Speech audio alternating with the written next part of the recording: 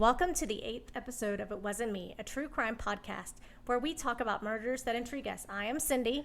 And I'm Mercedes. In this week's episode, we will discuss the 1984 murderous rampage of serial killers Deborah Denise Brown and her boyfriend, Alton Coleman.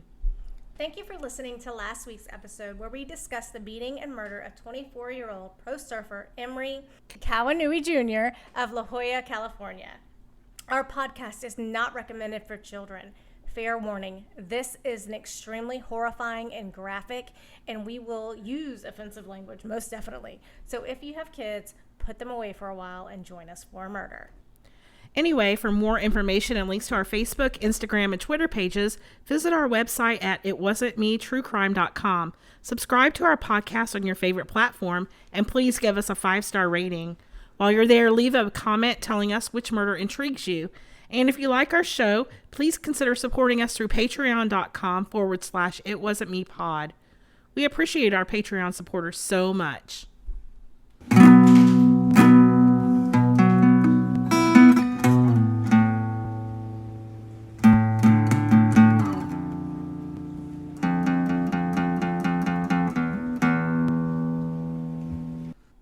Good evening, Mercedes. Hey, how are you today? I am doing well. So we have a tough one today, huh? We do. Yes. And I want to be very upfront with, I wanted to do something different. So I was like, I want to research a woman. Okay. So I started to research women who were killers, and I came across Denise Brown. Deborah Denise Brown. Deborah Denise Brown. Yes, and actually what intrigued me a little bit more was saying that she was an African-American serial killer. Okay. 1, she's female. 2, she's African-American. And I know that there are African-American serial killers, but it seems like they're usually like white males. Crazy white old men. Yeah. Well, not even old.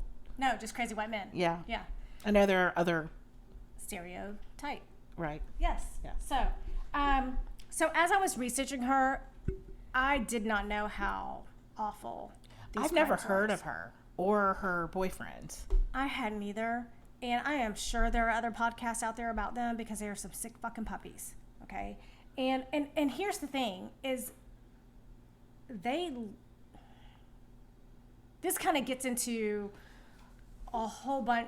I mean, they have mental illness. Okay. They both. As a lot of the people that we've done already or looked into have mental illnesses. But this is bad. So just bear with me. And if you weren't, there's going to be crimes against children. So if you need to go, you need to go now. Okay. Well, I'm going to stick around. All right. Here we go. Okay. All right. Let's do this. Okay. Oh, man. I All right. started taking notes, and then I stopped taking notes, and I just printed a bunch of stuff. And this is disturbing. You ready? Because I got a full glass of wine. How about you? Well, I might fill mine up in a minute. Yeah, I wore my day drinking shirt again. Oh, just for you washed it, right? Yeah. Yeah. Okay. Yeah. I do Sure wash my you clothes. All right. So Deborah Brown was born November 11th, 1962. She was classified as borderline intellectually disabled. She suffered from a head trauma as a child and was diagnosed with dependent personality disorder by a psychiatrist. DPD is a personality disorder that was characterized by a pervasive psychological dependency on other people. Now, I've heard of people being, they're dependent upon so-and-so or dependent upon this. But this is the first time I've ever heard of a psychiatrist. Like, I wonder if that's in the DSM. What's it? Dependent, what is it? Personality disorder? Yes. So she's easily led by someone else. Yes. Okay. Now, as I was reading information about this, it also said that there are different clusters when it comes to personality disorders. There's cluster A, cluster B, cluster C, and this will kind of come back. So cluster A, usually if you're odd. Cluster B, dramatic. C, anxious. So think about that for a second. Now, cluster A is paranoid and schizoid. Cluster B, antisocial, borderline, narcissistic. C, avoidant, dependent, obsessive, compulsive. And I know a lot of people like that. who were ABC. Right, who have all three. Yes, which is kind of scary. All right. So apparently Brown was, okay, this is kind of all over the place, and I do sincerely apologize. All right. So she led a pretty normal life, and she was actually engaged to another man when she met Coleman, Alton Coleman, in 1983. And shortly after she met him, she left her family, she left her fiance, and she moved right in with him. So he had a powerful hold over her. Yes. And she was a willing participant in his crimes. So she just wanted to make him happy. So if he wanted to do it, she was going to do what it took to make him happy. Yes, because she was dependent upon him. Did it make her, did she have these urges, or was she just doing it because of him? There is no record, nothing that says that she had any kind of tendencies or that she was, everything points to the fact that she was doing it because he. So she just easily swayed, doing whatever it takes to make this man happy. Yes. Okay. Now,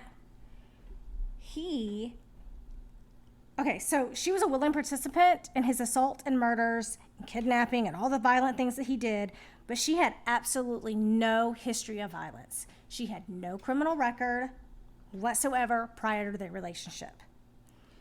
Right, so Alton Coleman was born November 6, 1955. So he's older than her. Yes. So 7 years older than her. So yeah, he does have. He has some sort of He's authority. got experience. He's an older person, and yeah, he's got control over her. All right. So he was born and grew up in a town about 30 minutes outside of Chicago. Yes, he's actually from Waukegan, Illinois, and Waukegan, Illinois. A couple of things. That's where Great Lakes is. If I'm not mistaken, where the naval boot camp is. Okay. But also Ray Bradbury lived in Waukegan, Illinois, and one of his famous books is set there. Dandelion Really? Wine. Yes. Oh, I did not know Just that. a little bit of info. Little tidbit. Okay, before we get into the fucked up shit. So Coleman also was diagnosed with psychiatric disorders. So he's another nut. Okay. Ooh, let's see. They're magnets for each other. I Yes, guess, yes. So Coleman was diagnosed with mixed personality disorder with antisocial, narcissistic, and obsessive features. In addition, he was diagnosed with epileptic spasms, psychosis, and borderline personality disorder. Jesus. Yeah, it doesn't help that his nickname as a child was Pissy Damn. because he would pee in his pants. Okay. All right. Yes. Okay. So he peed in his pants so often that that's what he was nicknamed. And his relationship. I know. It has nothing to do with him being a pissy person. He just smells like piss. Yes, Damn. yes. Damn, dude, you smell pissy. Pissy pants. No one wants to be the stinky kid. Right. All right. So I mean, you kind of like if you grow up and someone that your nickname's Pissy, I'd be fucking pissed off too. All right. So his relationship with law enforcement started off pretty young in his life. I mean, he's also a middle school dropout. Okay. So the police officers that knew him at that time Yes. stated that he was a little slow to show emotion, which is kind of a red flag for me. So what do you mean by that? Like, he didn't show emotion. So he's a little slow to show emotion. So in an Yeah. altercation, he's slow to show emotion, or Like, he doesn't he's get just hot and bothered. He's just very direct and very kind of like... the opposite of me, who shows emotion at every provocation. Yeah, I'm one extreme. I am like Right. one extreme to the other, but he doesn't, and it's almost kind of scary. Like, I guess no empathy, no affect, no, Yes. and that's kind of frightening. Yes. However, he had okay, so he showed no emotion, but he had a reputation for a weird, crazy sex drive. All right. So to me, I'm like, that shows emotion to me, but. So his reputation was that he had a strong sex drive and reportedly was bisexual and was willing to have sex anytime, any place, with anyone. All right. When it wasn't really acceptable to do those things. Right.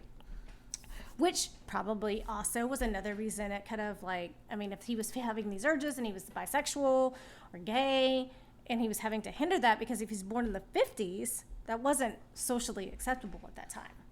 I mean, Right. obviously not the 50s, but even Well, he was born in 1955. 1955. So even at 10 years old or 15 years old, 1970, that wasn't socially acceptable. Well, no, and it's still in some circles Not socially. Socially. Socially, I'm like, yes. that doesn't make sense. Or sociably. All right, so a childhood friend said that Coleman was different even as a kid. And I quote, his childhood friend said, as he grew up, Coleman was deeply into insidious kinds of sexual gratification. Such as? Well, what the hell does that mean? Well, first off, I had to Google insidious to make sure I was getting the right definition. Disturbing. Right? That's where my mind went. It says proceeding in a gradual, subtle way, but with harmful effects. Yes, like a snake sneaking up on you is insidious. You don't know it's coming. Yes. Yes. So I'm like, ooh. All right. So what That's a big vocabulary word for one of his friends if he was a middle school dropout. Right, well, maybe his friend wasn't a middle school dropout, but what the fuck does that mean? Why is he his friend, right? Right. All right. So maybe he was like, well, maybe they were afraid. Maybe they were his friends because they were afraid of him because they knew that there wasn't something quite fucking right. Excuse my language. All right, so Coleman's crimes became more violent. And as I started researching her, I had to research him in order to... Because they're a crime duo. They are a crime duo, but I really think we had to break into his mind and what he was doing in order to understand how she even got involved. Well, and the thing is you said that she would probably not have done any of this without him. Correct. Okay. So Coleman's crime became more violent, and the police had plenty of opportunities to arrest him. They did arrest him, but So, like crimes, are you talking like rape? Are you talking Yes. assault? Yes. What kind of crimes? sexual assault. One Against- guy said that he was a one-man sex crime operation. So was he raping women, men, Women, girls. like young girls, like children, or just women? Younger females, for sure. So there was kind of across the board. I don't really think that he had He a didn't care. preference. If they had a vagina, he Yeah. was going to take it if he wanted it. Yeah. Okay. All right, so in 1973, so if he was born in 55, that's 22. Don't ask me to do math. No, that's not 22. 55, so he's less 65, than 20. 75, He's less than 22. 20. 55, 65, 75. 75 would He be was- 20, so he that'd was be 18. 17. Okay, whatever. He's still a teenager, right? He's not 20. He's not 20. So, God bless America. In 1973, Coleman served 2 years for robbery. Get this. So he served, He's 18. he's 18. Yeah. I mean, depending on the month. I don't Right, know. sure. So, robbery, he served 2 years for robbery. Okay, so he robbed an elderly woman. He kidnapped her and he raped her, but she refused to testify about the kidnapping and the raping. So he just served 2 years for the Is robbery. that because of a shameful element? Or was that because... Yes, I believe so. Yes. So, within 3 months of his prison release, he was arrested again for rape. So once again, he was acquitted, but did serve some time for a lesser crime, and that's the only information that was given, just said that he was served for a lesser crime. You know, I just want to put this in there, is it seems like these rapists are given, you know, very short sentence, and then they come right back out and do it again. Yes. I mean, hello. Yes.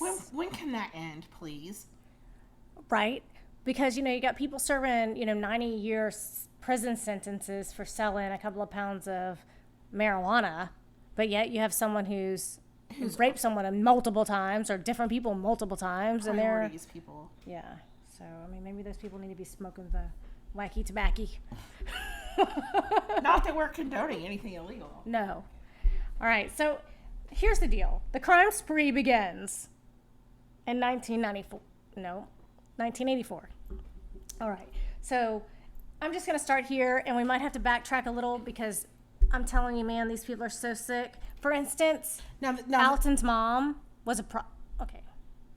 She was a sex worker. I know. According to records, she was a prostitute. Who would have sex with her Johns. in front of her child. So he was a witness to what was going on. Probably saw all kinds of sexual perversion. Yes. So, son of a prostitute who often the mom had sex with customers in his presence. He and it also states here that he was charged with sex crimes 6 times between the years of 1973 and 1983. So before this even happened, before Correct. this crime spree, There was plenty Deborah of opportunity. Brown. Right? Yes. And I also read that it said that he was very smooth. Like he could just talk his way right out of it, right out of anything. But that's a narcissist for you. Yeah, but his IQ is low. That's just amazing. Her IQ was low. Oh, his wasn't? Hers was between like 59 and 73. Gotcha. Brown's, yeah. All right. Which is So he was just a middle school dropout, but he was not. because he was weird. Yeah. His kid, they called him Pissy Pants. He called him Pissy. So he's like, fuck you, I'm quitting school. All right. So it also says here that he liked it in the butt. That's what it says. And I quote, he claimed to like it in the butt. Wait, isn't there a song? Like it in the butt. I don't know. So Coleman was... Oy vey. He was scheduled to go on trial in Illinois on charges of stemming from a rape of a 14-year-old girl when he fled and began his indiscriminate killing. All right. So when they took off, he was already wanted for raping a 14-year-old girl. So he's on the run now. Yes, but he had already allegedly tried to rape his niece. Oh, Jesus. And his sister had charges pressed, and then she got scared. And she went in front of a judge and not recanted, but said she would like to drop the charges. And the judge actually said, it is clear that this woman is scared, but there is no victim, and there's no witnesses, and there is no evidence. Jesus. Yeah. So on with the crime spree. So May 1984, right? Yep. Their crimes began May 1984 when Coleman befriended Juanita Wheat, who lived in Kenosha, Wisconsin, and was the mother of a 9-year-old Vernita. On May 29th, 1984, Coleman abducted Vernita in, say that again for me? And he took her to Waukegan, Illinois. Waukegan, Illinois. Her body was later discovered June 19th, 1984, in an abandoned building 4 blocks from Coleman's grandmother's apartment. The body was badly decomposed, and the cause of death was ligature strangulation. All right, so he takes a 9-year-old girl and murders her. Yes. All right. And where was Deborah Brown in this? Do we know? Nope. Oh. All right. Next. Jeez. Okay. Yeah. So, but actually in May 31st, 1984, Coleman befriended Robert Carpenter, which was in Waukegan, Illinois, and he spent the night at his house. The very next day, he was gone. He borrowed his car and never returned. So he stole his friend's car and took off. Yes. Now, records indicate that Brown and Coleman met in 1983. So she's somewhere in the mix here. We just aren't, she hasn't surfaced yet. Okay. All right. So in June 1984, Coleman and Brown appear in Gary, Indiana, where they encountered 2 young girls, 9-year-old Annie and 7-year-old Tamika. Please know that this is graphic and this is horrible. Obviously, I'm just going to say it and keep going. All right. So they show up in Gary, Indiana. They encounter these 2 young girls, yes. 9-year-old Annie and 7-year-old Tamika. Yeah, and they are coming home from the candy store, and they talk them into, hey, let's go in the woods and play a game. Now, who is they? Deborah and Coleman. Yes, so Brown and Coleman. They come up to these 2 little girls and like, hey, let's go play in the woods. Yes, let's go play a game. 7-year-old, 9-year-old. They're like, okay, I'll go play a game. All right, so later on, they find Tamika's partially decomposed body around June 19th, 1984. The cause of death was ligature strangulation. Annie survived even though she was sexually assaulted by Coleman and Brown. Jesus. Yeah. So let me stop there for a second So and kind of backtrack. I just wanted to point out that they discovered Vernita's body in Waukegan, Illinois on June 19th. Yes. And then on that same day, on June 19th, they discovered Tamika's body. So they discovered both bodies on the same day in two different, we've got Gary, Indiana for one body, and then Waukegan, Illinois for the other. Yes. All right. Actually, later on, Deborah Brown is prosecuted for the murder of Tamika. And here it says victims in no relation to Brown. I'm not sure why it says no relation to Brown there. All right. So she was, method of murder was ligature strangulation with a bed sheet. Oh, jeez. They were walking back from the store to their home when they were confronted by Brown and Coleman.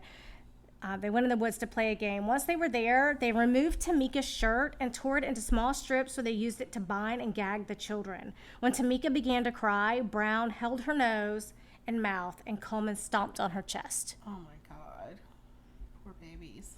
After carrying Tamika a short distance away, Annie was forced to perform oral sex on both Brown and Coleman. Then Coleman raped her.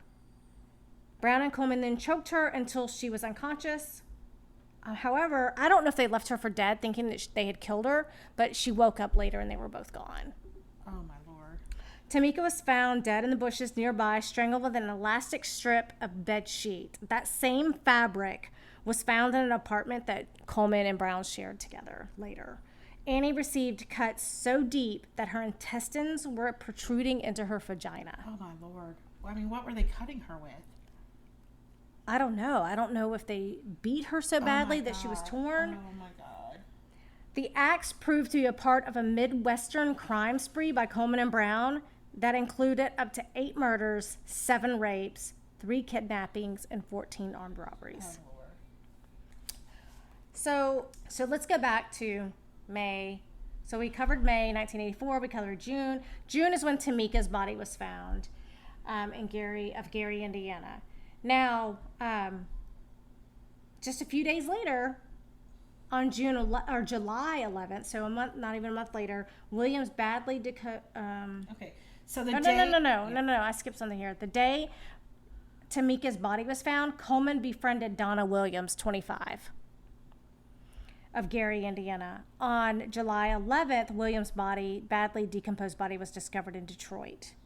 So they went from Illinois to Indiana and now to Michigan. Yes. Oh, all right. About a half mile from where her car was found. The cause of death was ligature strangulation. So that's his MO. Yeah. On July 28th. June 28th. Oh, I'm sorry. Yeah. June 28th, they entered the home of Mr. and Mrs. Palmer Jones of Dearborn Heights, Michigan. Palmer was handcuffed by Coleman and then badly beaten. Mrs. Jones was also attacked. Coleman ripped the Jones phone from the wall and stole their money in their car. So, but he didn't kill them. He just badly attacked. So there are at least a few witnesses there. Yes. All right. Again in July, Independence Day. So 4th of July, Coleman and the Brown. day after. Oh, excuse me. I'm sorry. The day after Independence Day, Coleman and Brown were in Toledo, Ohio, where Coleman befriended Virginia Temple, the mother of several children. Her eldest child, Rochelle, aged 9. So she had several kids. Rochelle was the oldest at 9 years old. Virginia dropped out of communication with relatives, and they became concerned about the children, and entering the home found the young children alone and frightened. So he's got a thing for 9-year-old girls. And this is the third 9-year-old girl just on this little crime spree.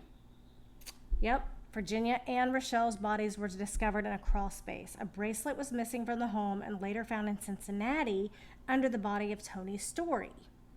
The cause of death of both Virginia and Rochelle was strangulation. So, and then he's taking, what are they, souvenirs, or what do they call that when a serial killer takes names? Yes, or trophy. Trophies. So Yeah. do you think that he placed that under the body on purpose?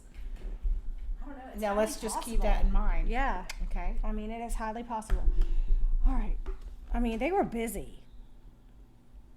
The same morning as the murders of Virginia and Rochelle, Coleman and Brown entered the home of Frank and Dorothy Duvendak of Toledo, where Coleman proceeded to bind the couple with appliance and phone cords, which had been cut.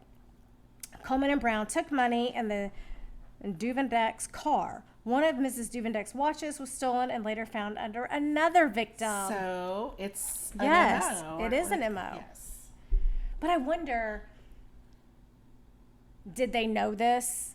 Like, or was this kind of like all after the fact? Well, this happened and this happened. Or were they were the authorities Are you catching talking about- on to that? Are you talking, did Coleman and... No, did the authorities, were they, once they found these bodies and they said, well, this is the bracelet of this girl found under this body. This is the watch of this person found under this body. It's possible that maybe they thought, oh, maybe it was accidentally dropped there. But then when they find it the second time, this has to be intentional. Well, and it's the 80s, so are any of these jurisdictions even talking to each other? Well, not as easily as they do today, but at that, has the FBI got involved yet? It doesn't appear so. Not according to records yet. Okay. So, all right. So later that day, Coleman and Brown appeared at the home of a Reverend and Mrs. Millard Gay of Dayton, Ohio. They stayed with them in Dayton and then accompanied them to Lockwood, Ohio on July 9th to a religious service. All What? right. So they went to a church or a religious service. So I'm guessing it wasn't under duress. Because, like, they befriended them and they said, Yes. well, come to church with us. So And wasn't this plastered all over the news with their pictures everywhere? maybe not, because they're crossing state lines and it just didn't. I mean, 1983 was, I mean, when you're talking about the cyber world, you know, connections with Non-existent. Cyber non-existent, but still, you would think the media still had ways of contacting each other quickly. world. I mean, you would think. Fax machine? Yeah. Holy. All right. So by the time Coleman, here you go. All right. So later that day, Coleman appeared at the home of the Reverend and Millard Gray. And they went to church. They went to church. On July 10th, the Grays dropped off Coleman and Brown in downtown Cincinnati. So they went to church and they said, hey, I guess can you drop us off in Cincinnati? So they did. By this time, Coleman had come to the attention of the FBI. There he is. There they are. That's on July 12th. Yes. So on July 12th, 1984, they added him to the 10 most wanted list as a special edition. Coleman was just the 10th person since the initiation of the list in 1950 to merit an inclusion of such matter. So they were serious. Yes. Well, he's a scary dude. Yeah, I mean, he's Jesus. leaving people left and, And killing right. children.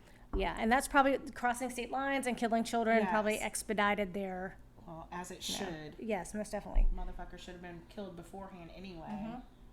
Should have been in jail already. Yes. All right, so Coleman and Brown bicycled. Okay. So they got dropped off in Cincinnati, and then they bicycled. So wait, they stole those bikes from somewhere. They had to. Right. All right, so they bicycled into Norwood, Ohio on July 13th at about 9:30 a.m. Less than 3 hours later, they drove away in Harry Walters' car, leaving Harry Walters unconscious and his wife Marlene dead. So he has a thing against women. Yeah, because we haven't said anything about killing any men yet. No. Oh, man. Harry Walters survived. He testified that Coleman and Brown inquired about a camper that he had put up for sale, so that maybe that was their way, maybe they saw an ad, a classified or something like that. Walters sat on the couch, and he and Coleman discussed the trailer title. Coleman picked up a wooden candlestick, and after admiring it, he hit Harry Walters on the back of the head. The force of the blow broke the candlestick and drove a chunk of bone against Mr. Walters' brain. Shit. From that point, Mr. Walters remembers little else. So he did intentionally try to kill this man. Yeah, he just wasn't successful. Good Lord. So Sherry Walters, Harry and Marlene's daughter, came home from work around 3:45, and at the bottom of the basement stairs, she found her father barely alive and her mother dead. Both had ligature marks around their throats, electrical cords tied around their bare feet. Her mother's hands were behind her back, and her father's hands were handcuffed behind his back. Her mother's head had been covered with a bloody sheet. Fuck. The coroner indicated that Marlene Walters had been struck on the head approximately 20 to 25 times, 12 lacerations, some of which made with a pair of vice grips. Holy shit. Those fuckers are heavy. Well, and just vice grips are like Vice grips are like the things that they like hold down. Yes. I mean, kind of like we hold our microphone down. That's like a mini vice grip. Yeah. Holy moly. Her face covered. Oh, wait, whoa. So 12 lacerations, some of which made with a pair of vice grips, covered her face and scalp. The back of her skull was smashed to pieces. Parts of her skull and brain were missing. Oh my God. I don't even know what to say. Okay, well, keep going because it gives you more details about that. Oh, Jesus loves me. All right. The living room, hallway, and basement were splattered with blood. Fragments of broken soda bottle bearing Coleman's fingerprints were found in the living room. Strands of Marlene Walters' hair were found on a blood-stained magazine rack located in the living room. Bloody footprints made by 2 different kinds of shoes were found in the basement. So they just picked up anything they could find to bash this woman. It was in like her just head. a fucking frenzy. Jesus. It's like they lost their shit and just like went berserk. The family car, red Plymouth Reliant, was gone. Money, jewelry, shoes had been stolen. Left behind were 2 bicycles, clothes, and shoes. And you know that they had to change their clothes because they probably had bits of brain and bone, skull fragments all over, and blood. Yeah, I mean, they had to. So 2 days later, the Plymouth showed up abandoned in Kentucky. So, where are we? So we started in Illinois, Yep. Indiana, Yep. Michigan, Yep. Ohio. So you had to go back through, you'd still have to go back through Indiana to get to Ohio. Okay, so now they're in Kentucky. So now they're in Kentucky, which is going south. All right, so the couple kidnapped Olene Carmichael Jr., a Williamsburg, Kentucky college professor, drove back to Dayton. So they went to Kentucky and then drove back to Dayton with their victim locked in the trunk of his own car. On July 17th in Dayton, they abandoned the stolen vehicle and Carmichael was rescued by authorities. So Well, that doesn't make any fucking sense. he was locked in his trunk and they just leave the trunk. You know, why kill him? Why He's go to okay, Kentucky at all? Did they go to Kentucky and was like, you know what, we're going to go back to Yeah, Ohio? who knows? Who I knows? mean, the we're not talking reasoning. about like sane people here by any means. So on the way back home, they take their time to steal another car, kill another person. This time they did accomplish killing a man, killing a 77-year-old man who owned the car that they stole. Wait. No, because first they go back to the Oh, home no, and no, Miller yeah. and Catherine Gray, the people they went to church with. Yes, I totally skipped a whole section here. I apologize. And now he's a subject of a manhunt, and he's Yes. all over the news. And this Yes. Reverend Gay is like, whoa, dude. And it says that Coleman came in, and he and his wife were accosted with guns. So somewhere along the way, he got some guns. Maybe they stole the guns from the Maybe guy in that's why Kentucky. they went to Kentucky. Because you know they got some there. All right, so why you want This what? is Reverend Gay says, why you want to do us like that? like this? Why you want to do us like that? Like this, according to Gay. Coleman responded, "I'm not going to kill you, but we generally kill them where we go." We generally kills them when we go. Oh, okay. So Coleman and Brown took their car and headed back to Evanston, which is in Evanston. Indiana. It's Indiana. Okay. All right. Well, and then they kill that guy. They kill another guy. They steal the car. They kill another guy. A 77-year-old man, yes. Good Lord. What is wrong with these people? So do we have a count of how many people have been raped, murdered, and beaten or kidnapped Yes. Okay. So up to this point? they have Because they're still on the run. yeah, Vernita Wheat. Vernita was living in okay. So that was Wisconsin. They were even in Wisconsin. Vernita, the very first victims were in Wisconsin, early May. Okay. Because her And Waukegan, Juanita and Vernita. Vernita was the Waukegan- 9-year-old. Okay. And Waukegan is like on the border with Wisconsin. I know that much. Oh, okay. Oh, here. And it says Coleman decided to flee, and since he strongly believed that he had voodoo spirits that protected him from the law. Oh, of course. Yeah. Of Okay. course. All right. Okay, so we have Vernita Wheat, Tamika, and these are his victims. Vernita,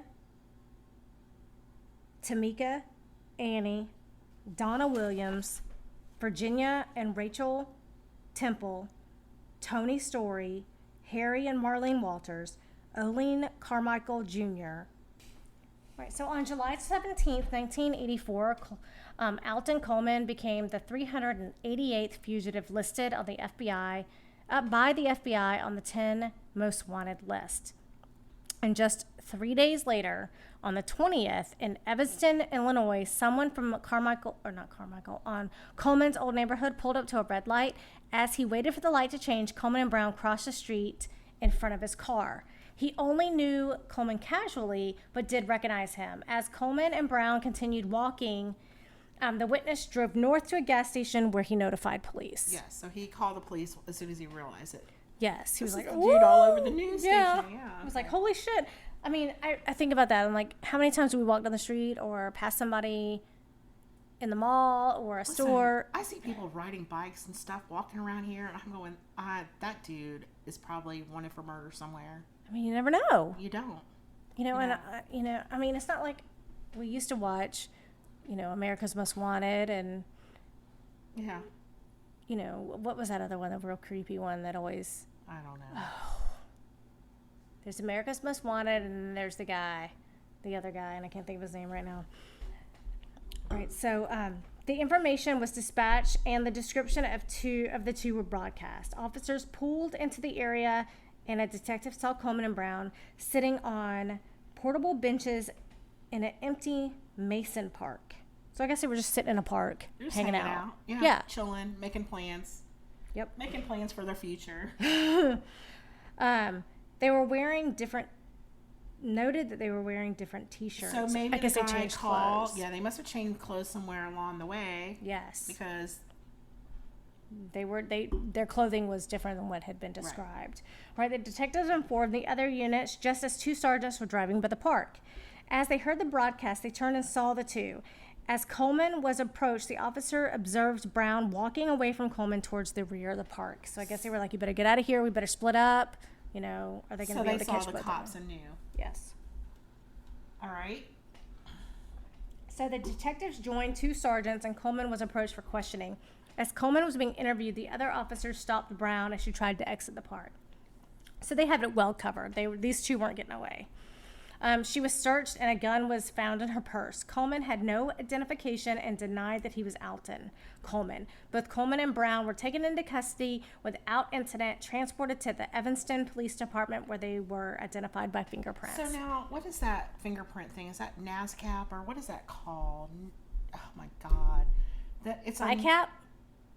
No, it's the National Fingerprint thing, where. Okay, well, I threw you off. So anyway, whatever. They identified him through fingerprints, so they would have had to be computerized in some way, right? Not necessarily then. They used to... It makes it seem like this is all... APHIS. APHIS, thank you. Yes. All right. Automated finger, whatever. Yeah, I did. Whatever. Yeah, I don't know. My grandparents actually met while working in the fingerprint department at the FBI in Washington, D.C. And my grandfather told me that they used to, obviously they worked there during the 50s, so there were no computers. They actually use like microscope or what are those things called? Magnifying glasses. Yes. My words are not coming right now. Sorry. And he said, my grandfather actually said every now and then they come across someone famous, and both of my grandparents met J. Edgar Hoover twice. Oh, wow. And actually, J. Edgar Hoover wrote my grandmother's recommendation letter for her management position at Sears here in town, Sears Roebuck. But someone stole it out of her file when he died. Oh, wow. I know. If I could have that, that would be amazing. Yeah. Thanks, whomever at Sears Roebuck, for stealing my grandma's recommendation letter. All right. But I actually have their fingerprint handbook from the FBI. Oh, wow. So they identified these two by their fingerprints, or at least Alton Coleman, right? They were both identified. They were both identified. How does she have fingerprints? Has she previously been arrested? No, she had no criminal record. So how do they have her fingerprints? Maybe they had fingerprints from the crime scenes. Okay. Yeah. All right. I bet that's it. Duh. In the police station, Coleman was strip searched, and a steak knife was found between two pairs of sweat socks he was wearing. God, that sounds awful. What the fuck? You must have been... I'm not going to tell you what I thought you were about to say. I had to read ahead. Yeah. Right. So when taken into custody, they also had shopping bags full of different T-shirts and caps. It was learned that as the two walked, they would stop every 3 or 4 blocks to change shirts and caps. Wow. So he was the brains behind this operation for sure. A week after they were arrested, more than 50 law enforcement officers from Illinois, Wisconsin, Michigan, Indiana, Kentucky, and Ohio met to plan their strategy for prosecuting Coleman and Brown. Michigan, which does not have the death penalty, was quickly ruled out of a place to begin. They're like, yeah, not you. Yeah, we need to murder his ass. Yeah. So eventually, Ohio was given the first shot at the alleged spree killers. And I quote, "We are convinced the prosecution in Ohio can most quickly and most likely result in the swiftest imposition of the death penalty against Alton Coleman and Deborah Brown," U.S. Attorney Dan K. Webb said. Okay. Oh, how some things will change. All right. So Ohio was successful in convicting Coleman and Brown on a pair of aggravated murder charges. In May 1985, the murder of Tony Story, and in June 1985, the murder of Marlene Walters. It just seems odd to me that they wouldn't go for the child murders. Mm-hmm. But those were in states where maybe it's harder to get the death penalty. Mm-hmm. And I'm not sure. I know Illinois had the death penalty, and then they didn't, and then they did again, and now they don't. So yeah, to me, it's more. Ohio seemed the more stable. More most evidence, maybe, or whatever. Probably a little bit of everything. Yeah. Okay. All right. So, as well as a plethora of other violent crimes, they were both sentenced to be executed, and lengthy appeal process began. Coleman's case went to the U.S. Supreme Court several times between 1985 and 2002, but his numerous arguments that his conviction and death sentence were unconstitutional failed to sway the justices.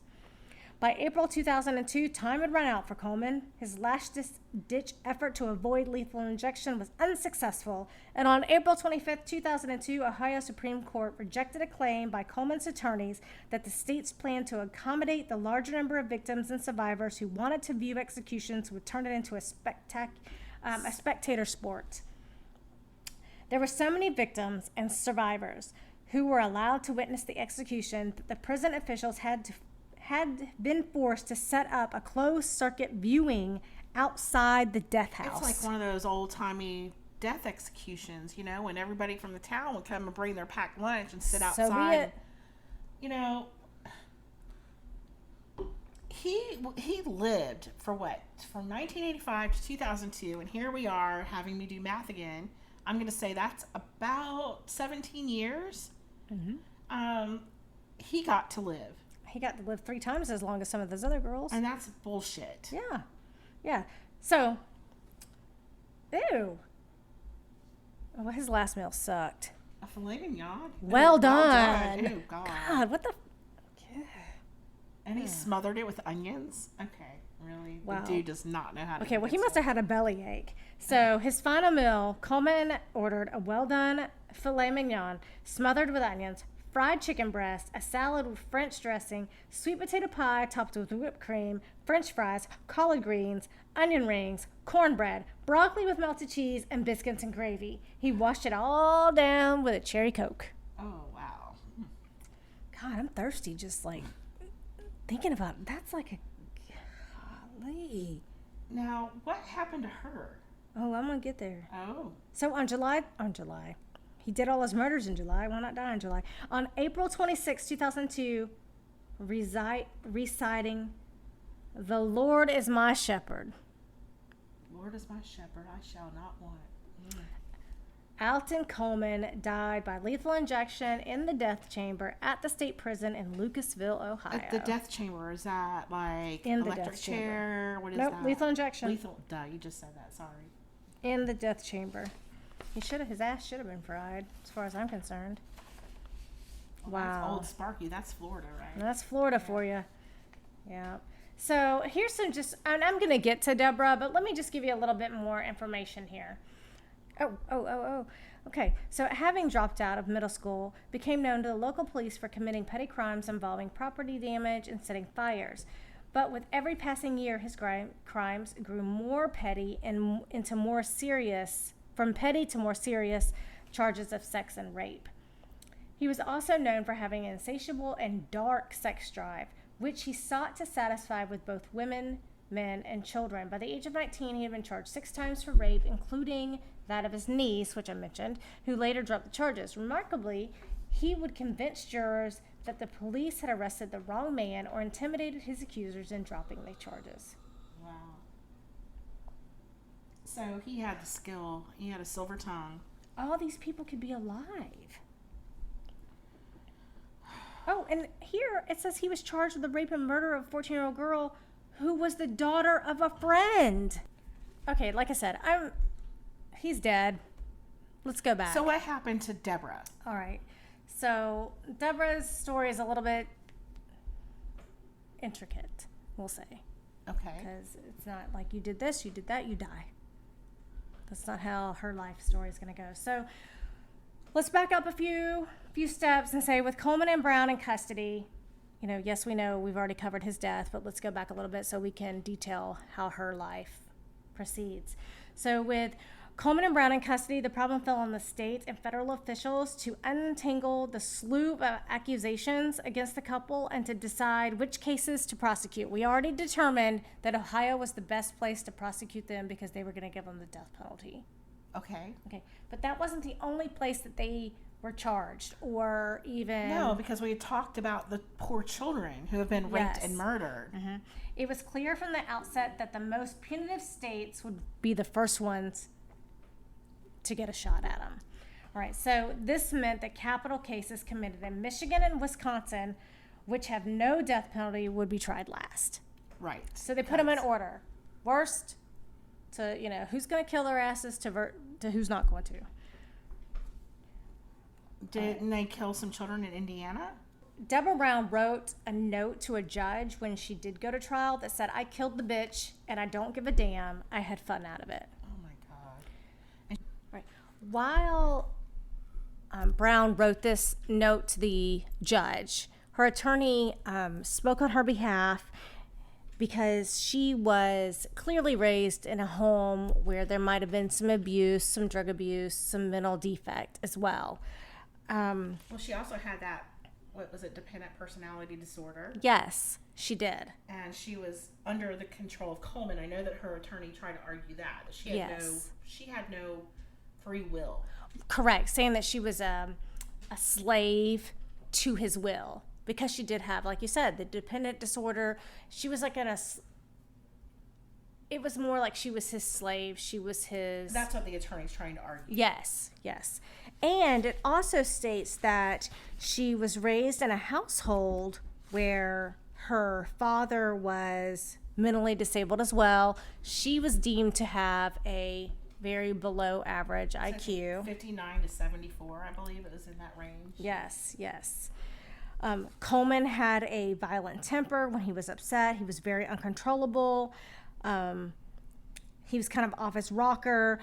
Deborah lived with him and his blind grandmother. She lost 35 pounds while living with him. I mean, that's a lot of weight. Yeah, within 2 years. Yes. I could do that. Right. Well, she had been virtually a prisoner in his house, is what the attorney was saying. Attorney's arguing, yes. Whether it's true or not. But he did point out that she had scars and bruising. Yes. When they found her, she admitted that scars and scratches on her face were from Coleman. It is believed that she was completely under his control. Which is still no excuse for raping and murdering a child sexually. No. It also states in court records that the second and third FBI documents, Brown's Exhibits 32 and 33, contain essentially the same information. The fourth FBI document, Brown's Exhibit 36, it is an extensive report prepared by the FBI regarding her background, including an interview with Lottie Mae Brown, who is her mother. And the report indicates that Brown's father had severe mental problems, drank to excess, and physically abused the family members, including the children. Brown had experienced a drug overdose, which required hospitalization in 1980, and may have been using drugs regularly. Brown's personality changed drastically when she met Coleman.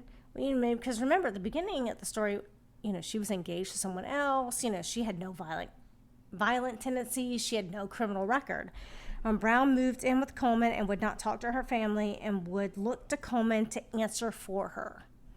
Brown's mother felt that Coleman completely controlled her and that she would do whatever Coleman asked her to do. Brown's mother also believed Coleman was beating Brown, using her as a prostitute. Wow. Damn it, man. Brown's mother had seen Brown with her face all beaten up during the time that she was living with Coleman. Wow. I mean, So that's what her attorney's arguing, whether it's still no right for her to do. I mean, is he just bringing this up so that they take the death penalty off the table? Is that think so. Or is he trying to get her acquitted? And all of that, I don't think that they could have had I do not believe that they would have been able to have her acquitted because she did take part. She took an active role in So it's just the to crimes. get the death penalty off the table. I think so. And to prove that there are the mitigating factors. She was mentally not, they did call her, mildly retarded. Yeah. And I hate to use that term, but Well, she that's what's in the wasn't. document, That's what's in the right. documents. However, she did write the letter to the judge saying, I killed the bitch. Right. I had fun at it. And I'm sure that she hadn't talked to Coleman in that time. So she Yeah. wrote that of her own doing, or, who knows? Whatever the fact. Was she brainwashed to write those things? Was it a repetitive, you're going to do this? If this is said, you're going to do this. I don't know. She still partook in the activity. Correct. It doesn't matter. So she's arrested. Death penalty. Does it still stand or not? That's what I'm getting. No, because the governor of Ohio actually commuted her sentence from the death penalty to life, even though she technically is supposed to serve a sentence for another state. Yeah, she is the only woman. Well, she was the only woman on death row in the state of Indiana at the time that this document was written. Correct. But I think that the governor did commute that, so she's on death row, but she will probably never. She's not going to be executed. No, she's on death row, but yet she's going to live out her sentence she's going to live her life in prison. Wow. Plain and simple. I mean, that is a horrific story. It is a horrible story. Pissy and his missy. Pissy and his missy. That is the my story of God. Pissy and his missy. All right. All right, guys. Well, that's the end of the episode. Thanks for joining us again. Thanks, Cindy, for hanging out with me tonight. Of course. I'm sorry I was kind of all over the place with this one. It was okay. rough. It's a lot of information, and the way that it's organized, I can see why. But listen, y'all, help us out here. Give a couple girls some support. Subscribe to our podcast, and while you're there, give us a 5-star rating. Leave us a comment about absolutely anything. It does not matter. This is essential to our success, and it helps push us up the charts. So please take a moment to do so on your favorite platform. For more information and links to our Facebook, Instagram, and Twitter pages, visit our website at itwasn'tmetruecrime.com. Yes, we are so forever grateful to spend our Friday nights together to share our murderous stories. Thank you so much for listening to us and supporting us. We love you, and we would again like to thank our very first Patreon supporter, Shannon Kelly. She is the extra. You too can become one of our beloved Patreon supporters. If you'd like to support us even further, please visit patreon.com/itwasn'tmepod. If you'd like what you heard, especially if you're an Apple listener, please give us a 5-star rating and leave us a comment about your favorite murder. Thanks, guys. And remember, it wasn't me.